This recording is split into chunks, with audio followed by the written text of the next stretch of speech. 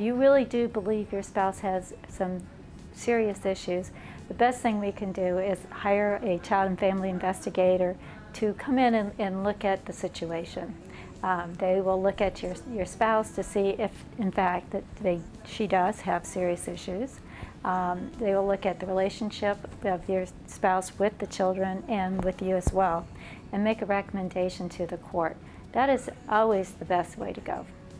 If you disagree with that evaluator's investigation, and that because the evaluator did not find that your spouse had serious mental issues, then we'll have to go a different track and have to prove that to the court.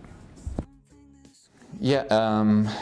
In a disputed custody case, it's really tough because one side says one thing and the other side says the other thing, and how's the judge supposed to know what the truth is? I mean, they both may be telling the truth, and here's the judge trying to figure out what to do with these kids and charged with acting in the best interest of the kids. So the judge has to get informed about the facts, and it's not really reasonable to expect the judge to get informed from the opinions of the parties about each other, because mom's going to say dad's a drunk and dad's going to say mom's neglectful, let's say. So what the court does is say, okay, I'm going to hire a child and family investigator and you're going to pay for it. The child and family investigator, also known as a CFI, is going to be charged with conducting the investigation that the judge wants to see happen here. And generally the CFI is going to go look at the children's school, their doctors, their home life, going to talk to the kids if they're age appropriate, going to talk to the parents, going to talk to the parents' counselors, going to, basically go out and gather as much information as they possibly can and report it back to the court.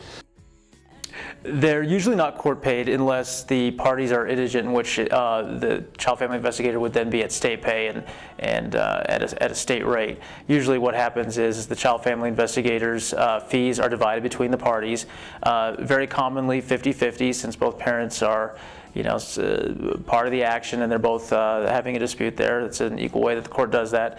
But another common way to do it is by proportionate income. If one parent makes significantly more than the other parent, the court will sometimes go ahead and divide fees that way. But basically what the child family investigator is paid by the parents in the case. They'll go ahead, the court will make an order, and each parent will be responsible to pay a portion of the retainer for the child family investigator.